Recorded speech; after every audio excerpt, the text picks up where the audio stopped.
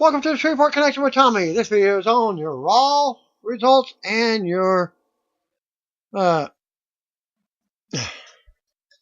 main event.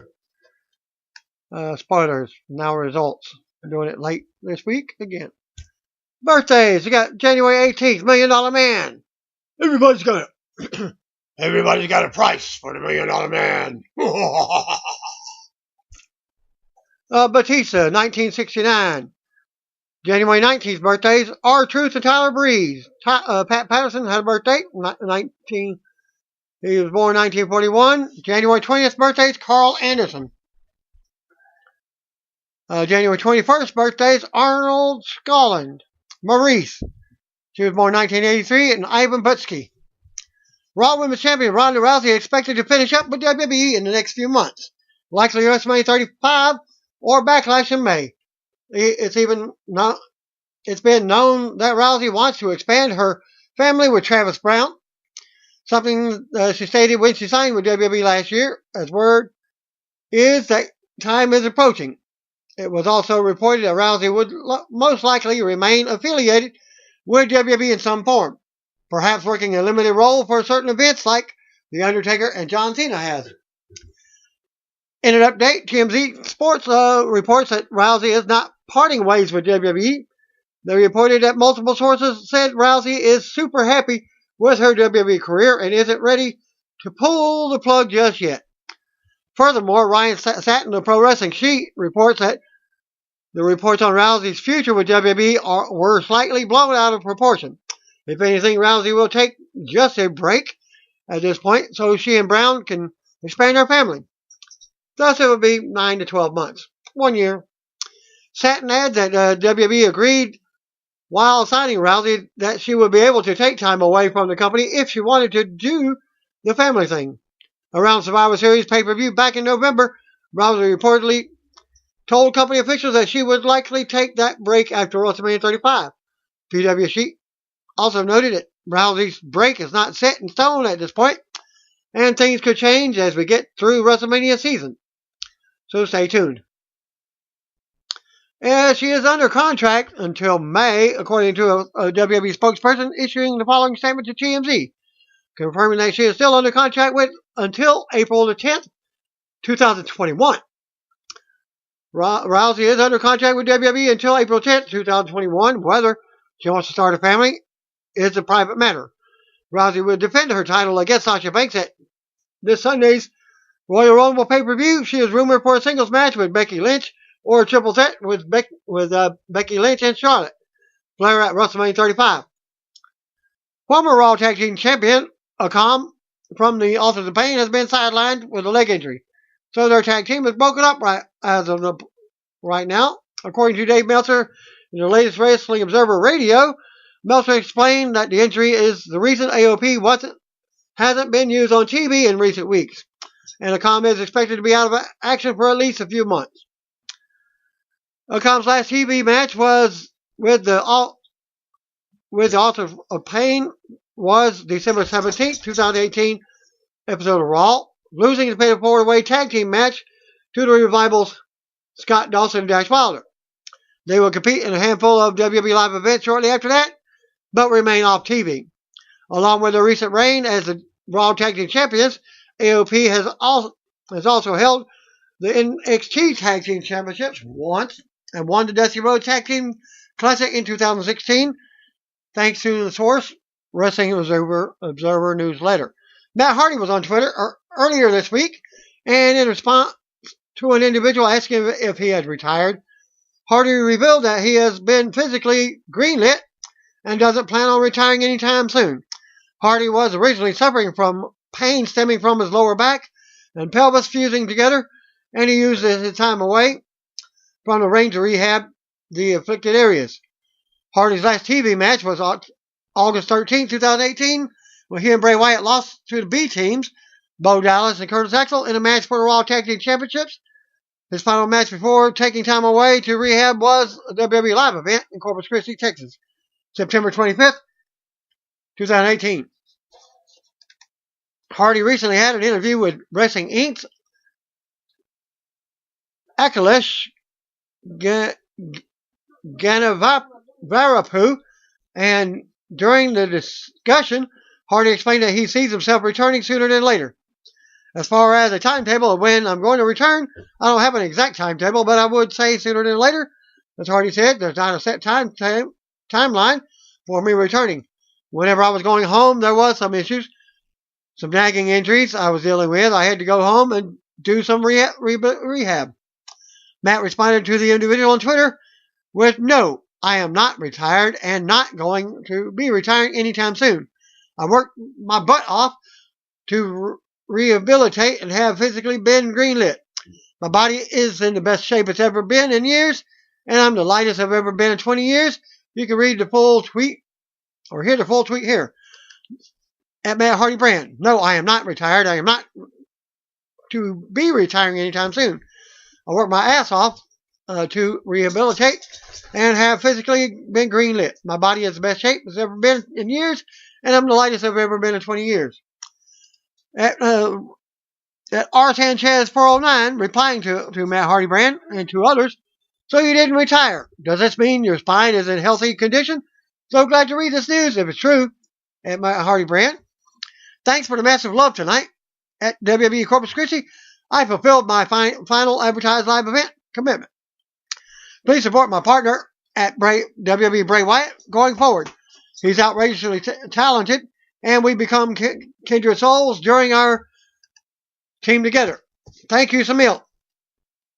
Being the Elite 135 can be found at this link."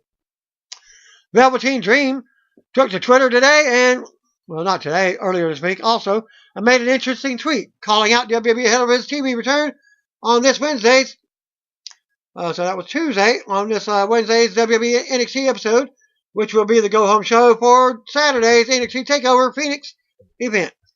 Dream wrote, I know my worth. The past year I've created a special atmosphere with NXT TakeOver. Until we can come to an agreement as to what my worth actually is, there won't be any appearances or performances from the Velveteen Dream or my likenesses. Sonjay Dutt and Impact Wrestling and Impact Wrestling Hall of Famer Abyss are expected to start working with WWE real soon and making their exits from Impact, according to PW Insider, as they were not at the recent TV tapings.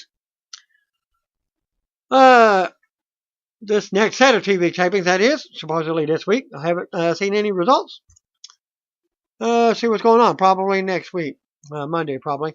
Impact officials announced the departures to the rest of the roster in an email wishing the two veterans well. The departures were said to be amicable with both Dutt and Abyss, as they were also writers as well as talent. It was said that the company did not want to hold back both men for pursuing better opportunities that they were offered. Dutt had been working on the Impact and creative team with Jimmy Jacobs, Don Callis, and Scott D'Amore, taking on significant role. Abyss has been working behind the scenes as a producer. Abyss was the longest tenured performer in TNA Impact history. Starting with the company in 2002, he was inducted into the Hall of Fame last October. Tommy Dreamer and Conan have been added to the Impact creative team due to Dutt's departure. Which I did get Tommy Dreamer's name in the Impact for the results from this past week, 2 weeks. Earlier this month, Chris Sabin went down at the most recent TV tapings at Center Stage in Atlanta, Georgia. During a 6-way match, he had been helped to the back as he, in a photo, I did not get the link. Ismail Abdusalam, it's for account, Ismail_BBM_NYK. Not looking on this Sabin right knee injury. Couldn't put weight on it. Prayers up. #ROH. #ROH Atlanta. Afterwards, Ring of Honor did confirm that he sustained a knee injury, but couldn't provide further details at the time. Earlier in the day, Sabin announced that he has a complete ACL tear and will be out for 8 to 12 months. And why he left TNA. Impact Wrestling. Constellation Chris Sabin. Super Chris Sabin. Complete ACL tear. 8 to 12 months out. So you follow him at Super Chris Sabin. Ring of Honor will be on the road again later this month for their Road to G1 Supercard events in Dallas. It's also in JPW G1 as well. That's January 24th in Dallas, January 24th in Houston, San Antonio, January 26th. That's this coming weekend, and I'll post those next week for the events. Sold Out Ring of Honor NJPW Supercard takes place on April 6th at Madison Square Garden. Former Monster Factory Pro Wrestling Heavyweight Champion Nicholas Comoroto has signed with WWE and will be reporting to the WWE Performance Center in early February, along with several other top indie stars. Monster Factory confirmed the signing with the following tweet. IWS congratulated 3.0 Scott Parker, Shane Matthews on their signing earlier this week. At IWS Hardcore on Twitter, well, the cat's out of the bag. IWS Pro Wrestling would like to congratulate former IWS Tag Team, Canadian World Champions, and IWS JoJo trainers Big Magic and Scott Parker on signing with NXT. Tear the house down, boys. We're so proud of you. For Monster Factory, congratulations to Nicholas Comoroto for signing with WWE. Nicholas will join Monster Factory graduates Matt Riddle, Steve Cutler, and Punishment Martinez at NXT. Hashtag Monster Factory. Hashtag the MFPW. Hashtag another one. All Elite Wrestling filed a trademark, the Change the Universe, phrase back in January 17th. The name was filed for wrestling and merchandise use. AEW bosses Cody Rhodes and Young Bucks have used the Change the Universe hashtag for some time now, and Chris Jericho used the phrase at the recent AEW Double or Nothing launch rally in Jacksonville. On a related note, there was some speculation on CM Punk being associated with AEW after a Red Bubble designer a copyright claim related to CM Punk artwork. The claim came from rights holder Creative Ventures Inc., and the listed subject matter was All Elite Wrestling Pro Wrestling Tees. Ryan Barkin of the Pro Wrestling Tees, which is working closely with AEW, explained that CM Punk speculation on Twitter and noted that he just filed copyright violations for bootleg merchandise of Punk, AEW, and others, and at the same time, and that is why AEW mentioned on the Punk copyright claim. For the record, I file copyright violations weekly at the same time for hundreds of designs on tons of bootleg sites, including New Japan designs, Bucks, Macho Man, CM Punk, and AEW Legion of Doom, etc. Barker wrote, I'm not sure why this is news. People should stop bootlegging merchandise. That's news. The XFL announced that Jeffrey Pollock has been named President and Chief Operating Officer of the league. Pollock will oversee the management of the league's 8 teams, as well as strategic planning and business operations, as well as management of its 8 teams. Just as Oliver Luck is perfectly suited to be a commissioner and CEO, so too is Jeffrey Pollock suited perfectly to be an XFL president and COO. With his extraordinary experience and diverse background across a variety of global sports properties, said XFL Chairman Vince McMahon. XFL founder and chairman, I have no doubt that Oliver and Jeffrey will successfully reimagine the game of football and guide the XFL to long-term success. Pollock was previously the Chief Marketing and Strategy Officer and Special Advisor for the Los Angeles Chargers of the NFL. It's not often that a new professional sports league is positioned for success like the XFL, said Pollock. There is a clear vision for what we'll offer our fans, players, and partners, and I look forward to working closely with Vince and Oliver to bring that vision to life. XFL will re-debut in 2020 on Saturday, February 8th, and Sunday, February 9th, following the Super Bowl. As previously reported, Sports Business Daily reported that the league is in talks for a television deal with Fox and ESPN, which should see their games, ABC, Fox, ESPN, and FS1. It was noted that XFL officials expect to have at least 2/3 of their games air on broadcast TV. The XFL announced that the following 8 cities will host teams for the inaugural season: New York, MetLife Stadium; Dallas, Globe Life Park in Arlington; Houston, the TDECU Stadium; Los Angeles, Dignity Health Sports Park; St. Louis, Dome at American Center; Seattle, CenturyLink Field; Tampa Bay, Raymond James Stadium; and Washington, D.C., Audi Field. As previously reported, former Impact X Division champion Trevor Lee recently announced that he had signed with WWE. He will be starting at WWE Performance Center early February with several other recognizable names that I mentioned earlier. Former TNA Gut Check winner Sam Shaw will also be reporting to the Performance Center in February. Shaw worked for TNA from 2010 to 2015 in June. As Sam talks with his experience at the Performance Center, Undertaker's longevity, and his departure, Rachel Ellering and Karen Q will also be a part of the February class. Both women competed in the 2018 Mae Young Classic tournament. Ellering also worked the 2017 Mae Young Classic as well as several matches in NXT. ACH will also be a part of the February class. ACH had recently been working for New Japan Pro Wrestling. Other names for the February class: Canadian Tag Team 3.0, Scott Parker, Shane Matthews, Jodo Rock, Elliot Sexton, and former Monster Factory Pro Wrestling Heavyweight Champion Nick Comoroto, who is 6'3" and weighs 275 pounds. Earlier this month, Flip Gordon went down earlier this month at Ring of Honor Reign Supreme in Concord, North Carolina, during a match against Hot Sauce Tracy Williams. After hitting a drop kick in the corner on Williams, Gordon began to favor his knee and ended up rolling out of the ring due to the pain. The match ended up being called shortly after that. Ring of Honor has now confirmed that Gordon has a full MCL tear in his right knee. So I'm giving you an update right there. Although he'll be out for a bit, the positive news is Gordon should be able to wrestle at the sold-out Ring of Honor / NJPW G1 Supercard event in Madison Square Garden on April 6th. So he'll be out for a short time. Ring of Honor's next tour is the Road to G1 Supercard in Dallas, January 24th. Houston, January 25th. San Antonio, January 26th.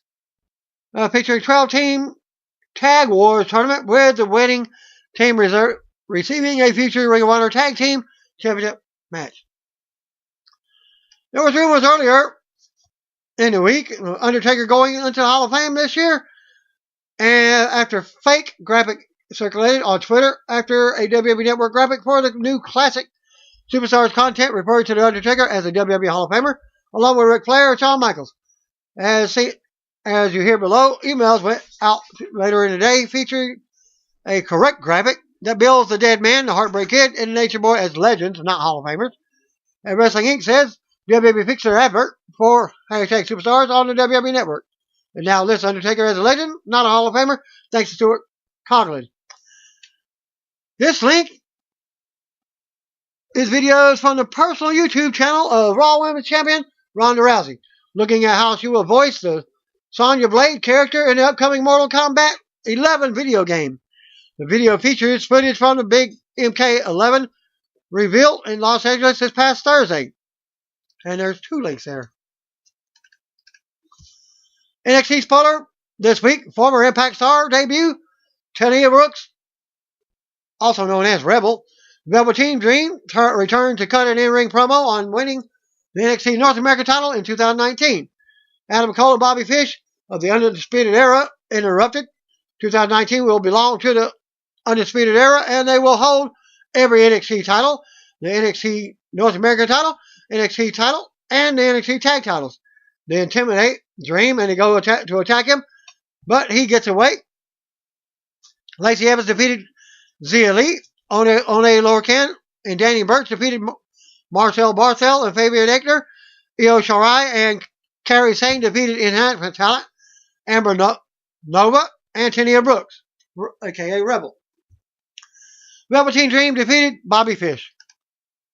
North American Champion Ricochet came out and says that Johnny Gargano lied about being a bitter man in 2019 because he hit him. He hit him with a cheap shot the last time that they saw each other. Gargano came out with a mic and tried to attack, but Ricochet blocked. NXT Champion Tommaso Ciampa came out and dropped Ricochet from behind Aleister Black ran out and attacked Ciampa, or Ciampa. But Gargano made a save. Gargano meets Matt Ciampa on the stage, and it looks like we're about to get a DIY handshake. But Candice LeRae comes out and gets in between them, telling Gargano not to trust Ciampa.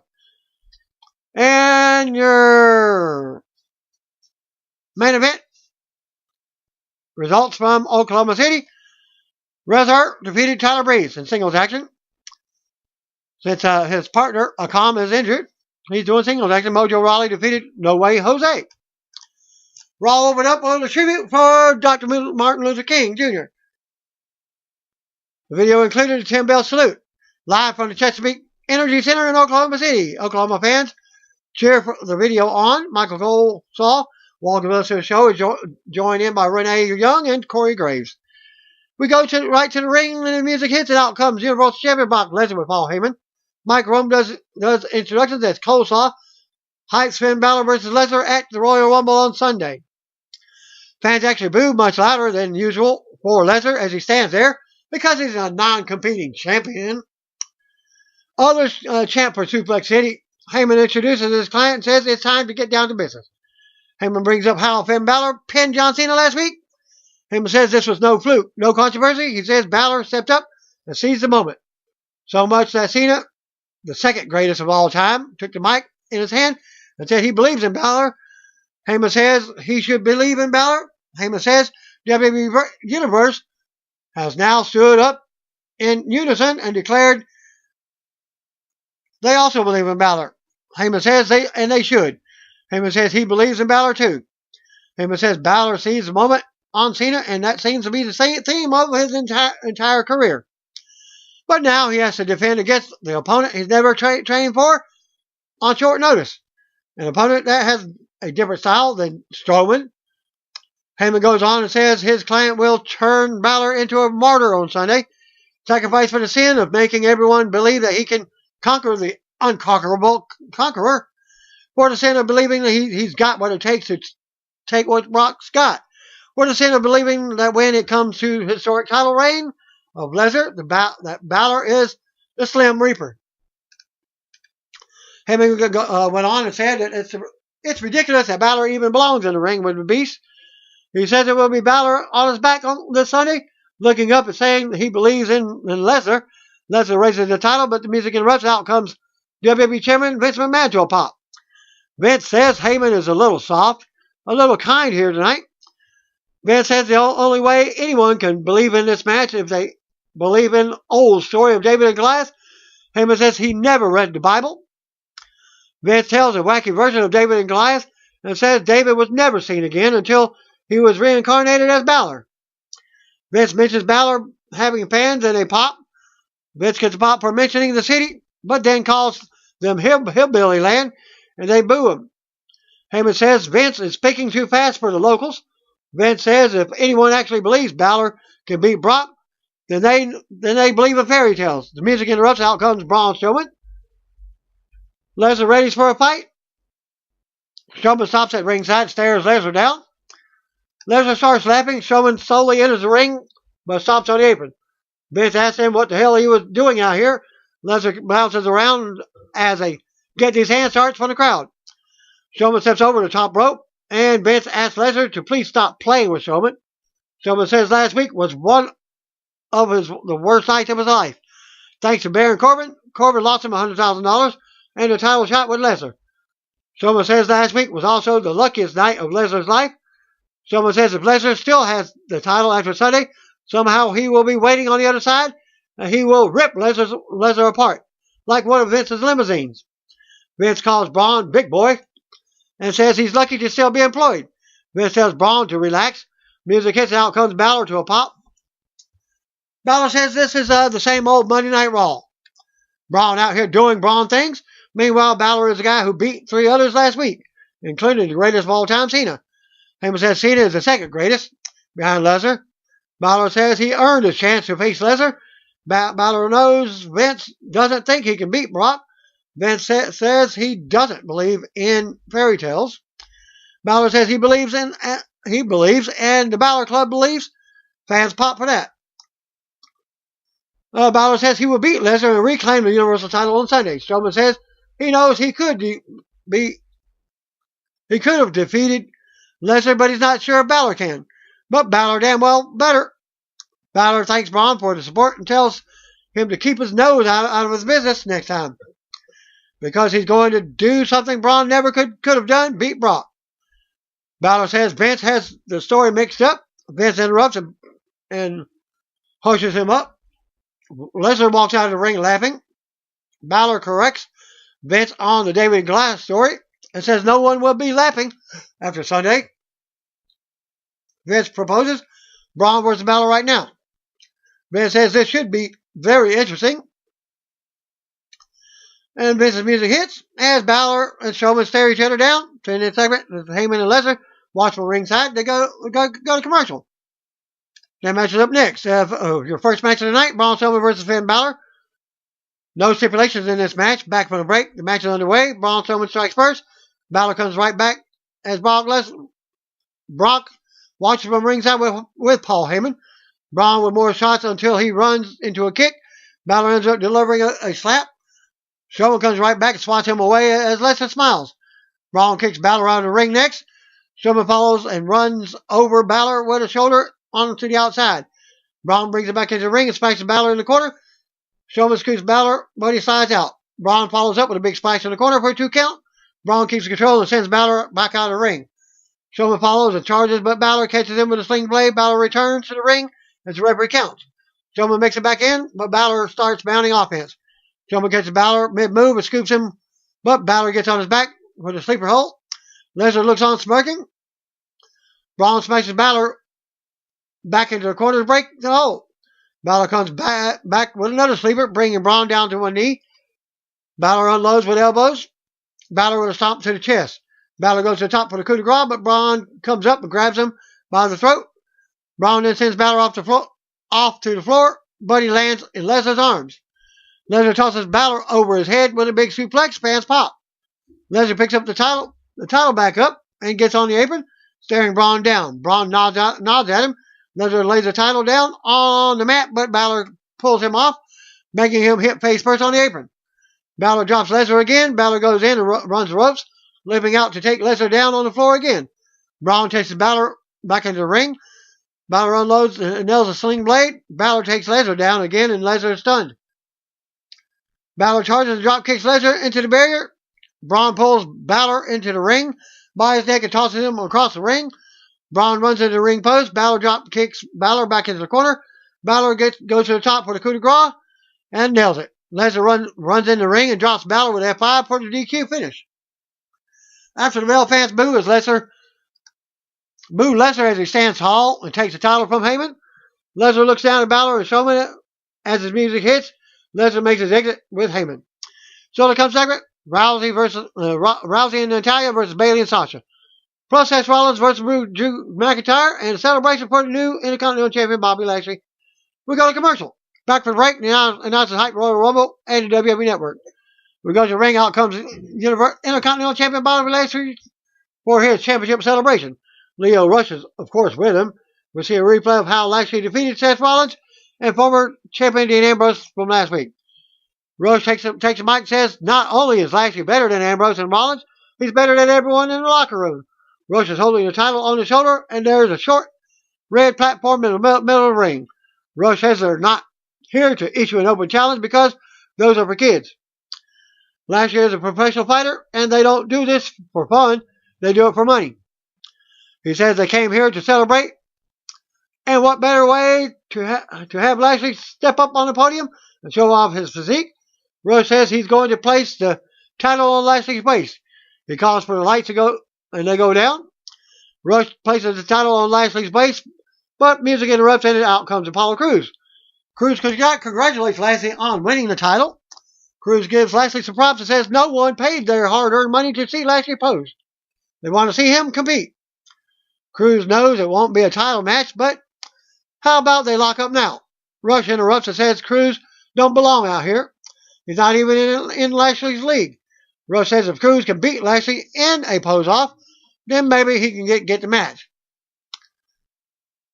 I feel a screw job on this one. And Cruz says he doesn't even know how to pose. Rush says based on his track record, Cruz doesn't know how to be a champion either. We've got to pose off now. Rush has Lashley hit the podium and the lights go down again. Rush tells Lashley hit it for the double bicep. Cruz gets on the podium and dances around some. Then he poses for Ed's pants pop louder than Lashley's. It's Lashley's turn again. Ed's pose number 2. Rush tells Lashley hit him with the side chest pose. Lashley gets mostly boos of that as well. Cruz dances again and gets cheered. And Lashley poses again for pose number 3. Cruz comes up next and poses, but Lashley knocks him off the podium from behind. Lashley attacks, but Cruz dumps him out of the ring. Didn't we get this from Scott Steiner years ago when he did a pose off? What have you? Cruz catches him and tosses him over the top rope onto Lashley. Cruz poses for a pop as it goes back to commercial. So we get an impromptu match itself.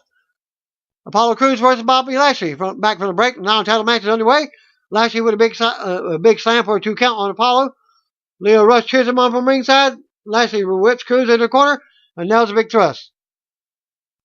Lashley takes Crews to the top, but Crews sends him to the mat. Crews comes right back with more offense and a kick up for a pop. Crews goes to the top, has to roll through as Lashley moves out of the way. Crews gets the upper hand again and rolls Lashley up for a 2 count. Crews lifts Lashley again, but he goes down. Crews presses Lashley high again and drops him on the mat. Rush gets on the apron now, distracting everyone. Lashley avoids a standing moonsault, but Crews comes right back and drops him with an enziguri.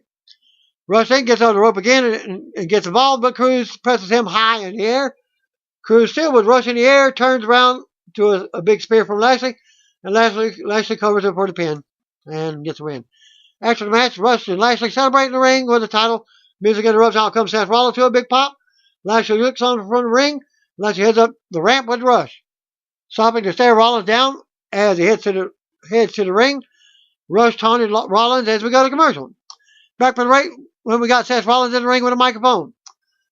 Rollins says we can learn a lot from MLK. Then quotes Dr. King. Rollins recalls that he had his 2 brothers with him and 2 titles. Now he has 0 titles and a broken family. But he still has his first and last love, the fans.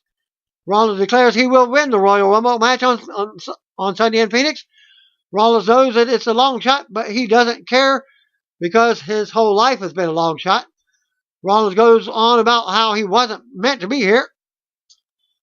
He's not big like Drew McIntyre or Bobby Lashley. He's just a small town kid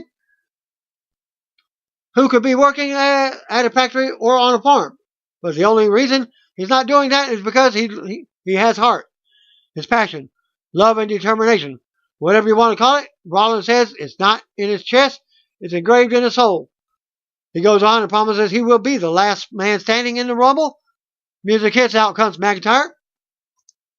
Drew says he is going to kick Rollins' head off and beat him tonight, but he thought he should make a rebuttal.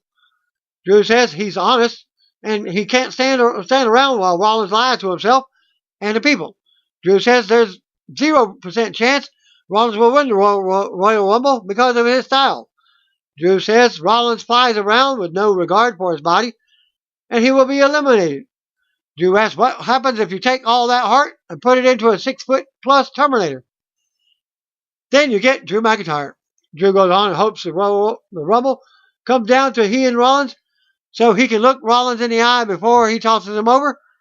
So Rollins will have to hear Drew announced as the winner. Drew's music hits again and they face off in the middle of the ring. Back to commercial. Match is up next and we're back from the break. Seth Rollins nails a big dive on Drew early on. Back and forth. Rollins sends Drew to the floor and leaps from the top, but Drew moves and Rollins lands on the barrier. Drew brings him back in the ring for a 2 count. Drew keeps Rollins grounded now as Coleslaw talks about the ankle injury to John Cena, which put his Royal Rumble status up in the air. Drew with more offense and a 2 count. Drew works Rollins around the ring now and the fans try to rally for Rollins. Rollins gets whipped hard into the corner and he lands on his shoulder. Drew with a 2 count. Rollins tries to mount offense, but Drew nails a big kick to the ribs. Drew follows Rollins to the floor, catapults him hard to to the floor face first. Drew looks down at Rollins as we go back to commercial. Back to the break, and they're going at it. Rollins with a sling blade. Rollins keeps control and hits a blockbuster from the corner. Drew avoids a buckle bomb and gets a 2 count. Rollins comes right back with a close 2 count of his own.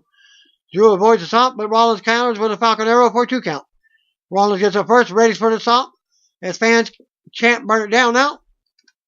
Rollins kicks Drew in the gut, but misses the stomp. Rollins comes back and sends Drew into the corner. Rollins takes Drew up, but Drew back elbows him to the mat. Rollins comes right back and gets Drew hung up in a tree of woe. Rollins climbs up, but Drew powers up and launches him to the mat. Rollins lands on his feet.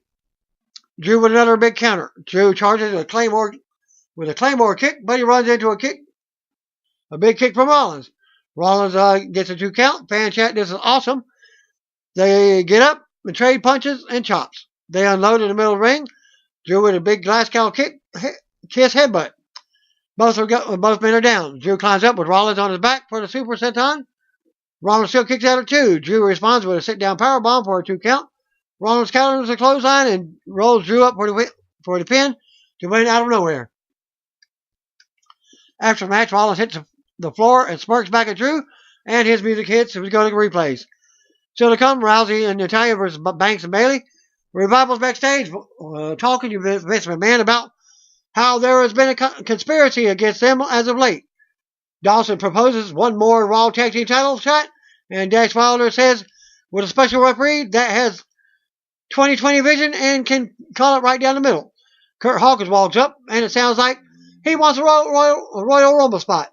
Vince is going to make Hawkins the special referee for the Revival's title shot. Vince walks off as Revival tries to suck up to Hawkins. Back to commercial. Back from the break, Dean Ambrose is backstage. He says a certain architect quoted MLK earlier tonight, and it was cute. It even brought a tear to his eye. Ambrose quotes MLK on Injustice and says it's a great injustice that he's no longer WWE Intercontinental Champion. Ambrose can't wait to see champion Bobby Lashley and Seth Rollins in the Rumble this Sunday because he's coming straight for them. And will eliminate both of them. Ambrose says 2018 was not his year. Ambrose owes it to himself to win the Rumble and says it will be his moment. He will own the road to WrestleMania. Ambrose says justice will be served on Sunday. Jinder Mahal and the Singh Brothers versus Lucha House Party. We go to the ring. All 6 superstars are already out. Lince Dorado starts off with Jinder Mahal. Jinder takes Lince in the corner and works him over. Jinder blocks a counter and slams Lince. Samir Singh comes in and keeps control, nailing a drop kick. Sunil tags in and gets a back chop. Kalisto tags in and does a double team to Singh with Dorado. Kalisto with a 2 count. Kalisto keeps control until Sunil sends him out to the floor. Jinder tags in and brings Kalisto back in for a 2 count. Jinder and the Singh brothers keep control with tags to keep Kalisto down. Sunil keeps Kalisto grounded. Sunil stops Kalisto from tagging. Sunil drops Lince off the ring. Turns around to a big shot from Kalisto. Graham Metalik tags in and unloads on Sunil. He drop kicks Jinder and Samir off the apron. Metalik with a knee to the spine for the pin to win out of nowhere on Sunil. After the match, Lucha House Party celebrate. As the music hits, Jinder loses his inner peace at ringside.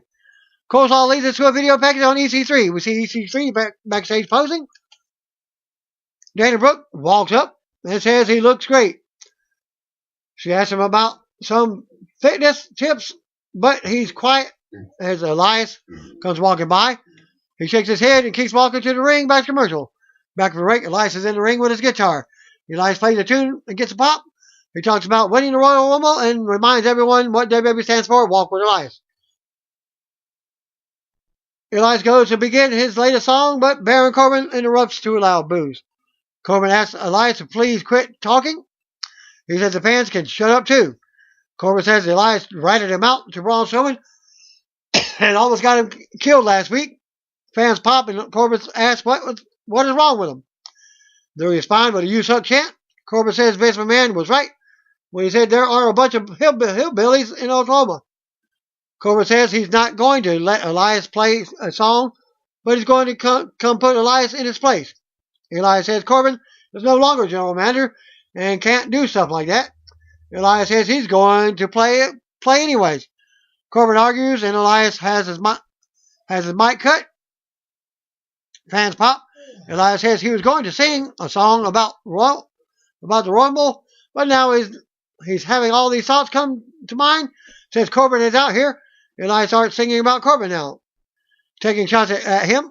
Fans chant, "You got fired." And Corbin hits the ring to fight. Elias backs him off with a guitar. Corbin looks on from the ramp, complaining about how Elias almost hit him with a guitar. Go to commercial, and the match is up next. And back from the commercial, the match is already underway. Elias walks the ropes, hits old school on Baron Corbin. Yeah, Undertaker style. Elias sends Corbin out of the ring into the barrier. Elias follows and rams Corbin back into the barrier as the referee counts. They trade shots on the apron. Corbin sends Elias into the ring post, and he falls down on the floor. Corbin brings him back in the ring and works Elias over, keeping him down. Fan chant with another "You got fired" chant. Corbin goes out and back in with a big clothesline to Elias for a 2 count. Elias ends up fighting back in from the apron. Elias drops Corbin with a jumping knee to the jaw. Elias with a swinging neck breaker and gets a close 2 count. Fans rally for Elias as he unloads on Corbin in the corner. Referee backs him off.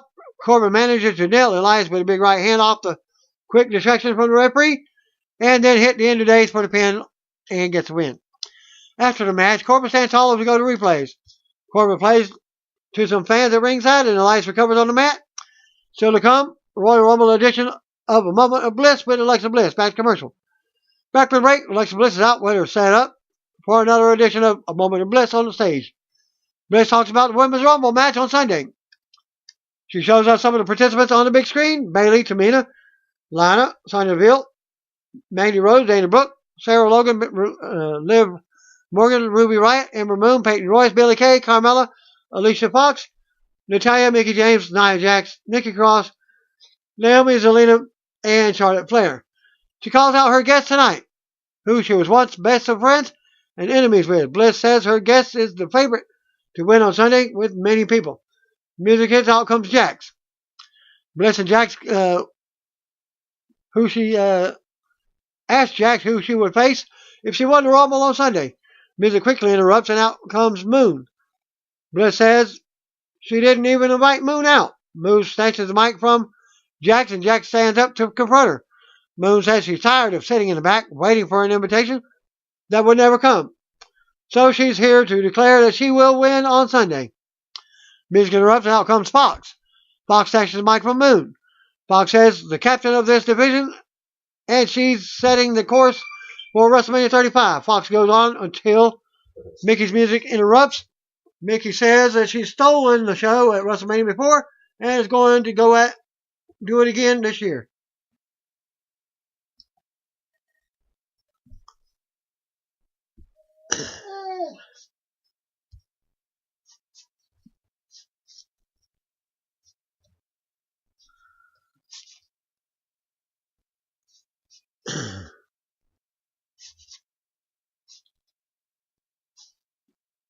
Well, Mickey's music interrupts.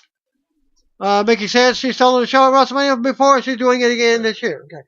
They all start arguing as Bliss watches. They're fighting over the mic now.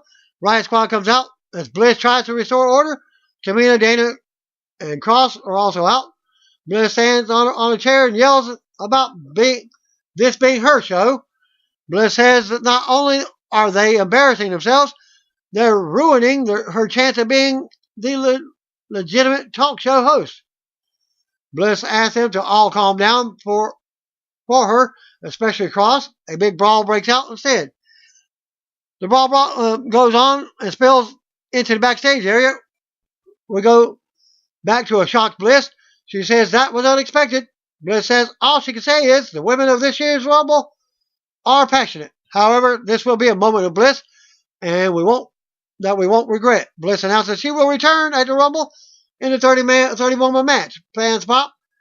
Bliss is interrupted by music of Lacey Evans. Lacey calls the other classless little girls and says she will be the winner of the Rumble. not a sawed-off girly runt, which is a shot of bliss. Emma says the winner will be her, a classy, sophisticated lady. To end the segment. We see Heavy Machinery making their debut backstage as they're walking to the ring. Back commercial. Back for the rate, Titus O'Neil's backstage announcing his spot for the Rumble. A Sapper walks into the shot, and Titus isn't too happy with him. The guy keeps walking, and Titus takes issues with that as well. Ascension versus Heavy Machinery is up next. We go to ring. Out comes the Ascension. Ascension waits. Connor and Victor.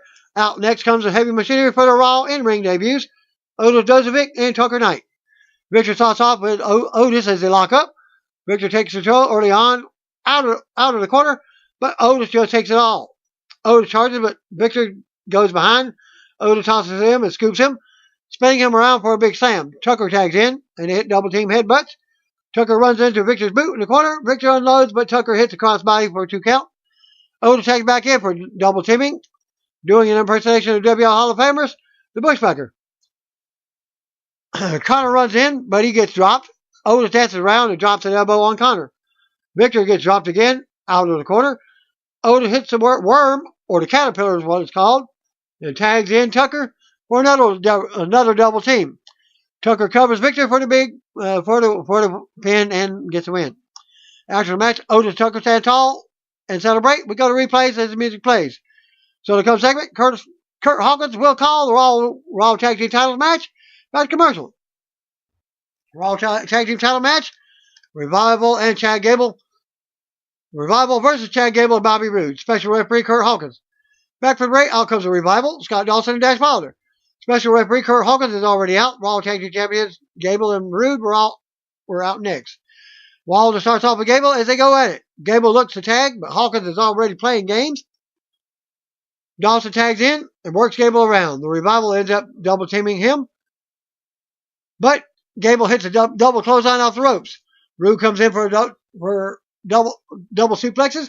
Roode and Gable clear the ring. Roode launches Gable out to take Wilder down on the floor. Gable celebrates too early and turns around to a big clothesline from Dawson on the floor. We got a commercial. More back and forth after the match. Roode comes in and unloads. Roode sends Dawson out of the ring. Hits a big spine buster on Wilder. Wilder ends up countering a suplex, covering Roode for a pin while Dawson was on. Dawson holds the leg from the outside. Referee catches them.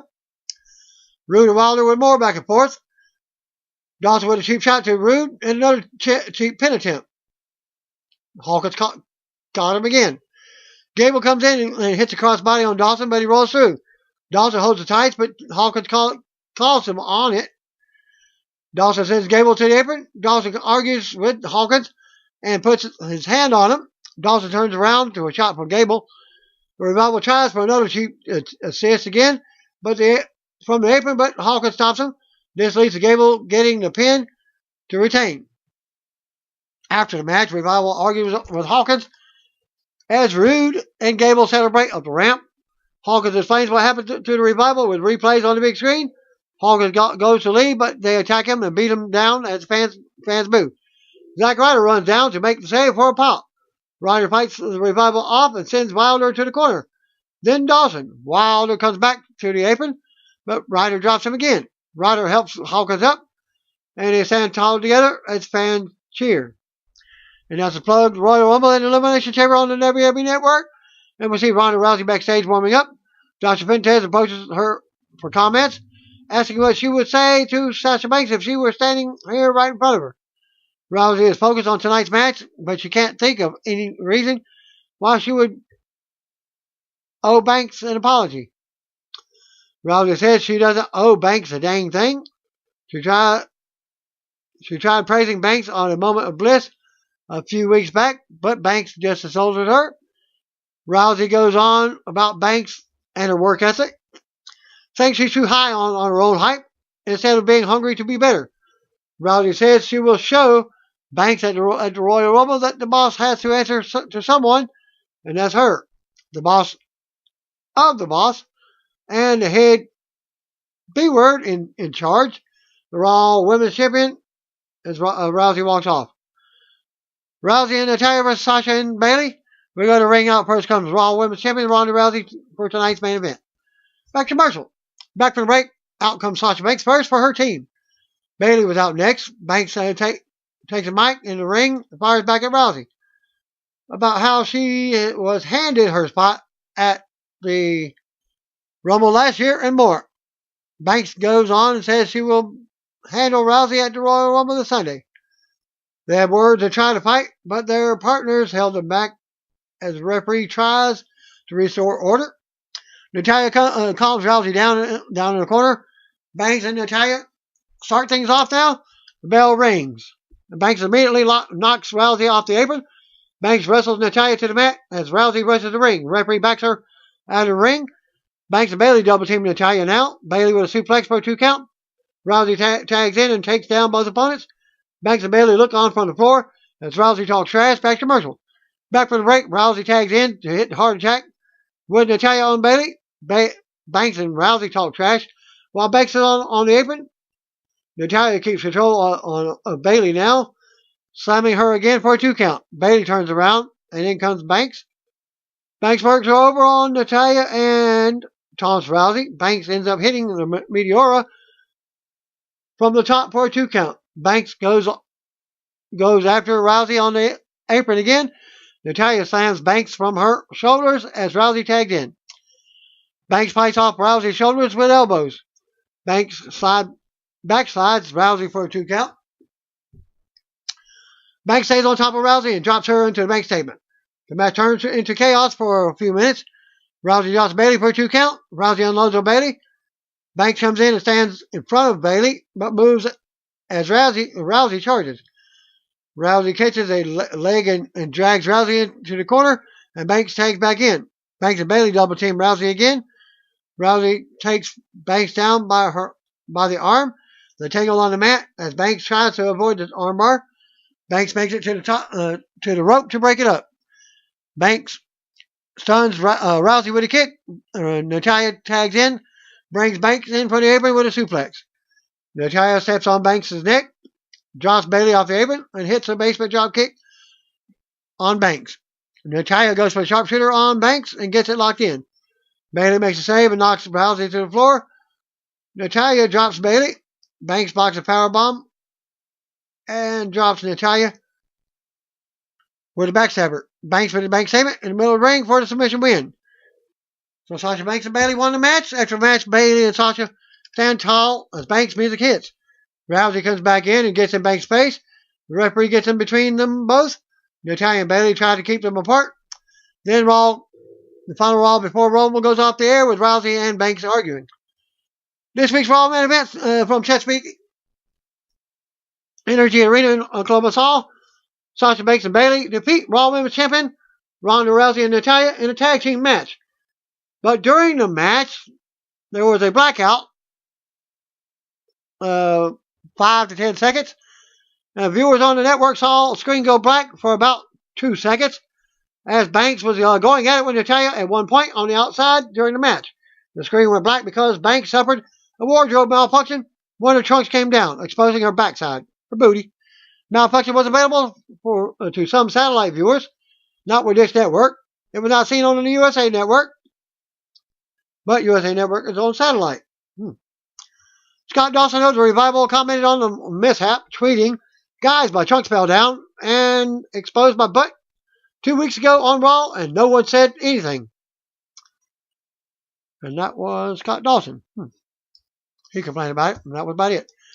Well, that concludes my video for this week of Raw. Thanks again. Peace out. See you on the video. No, just comment, brothers and sisters.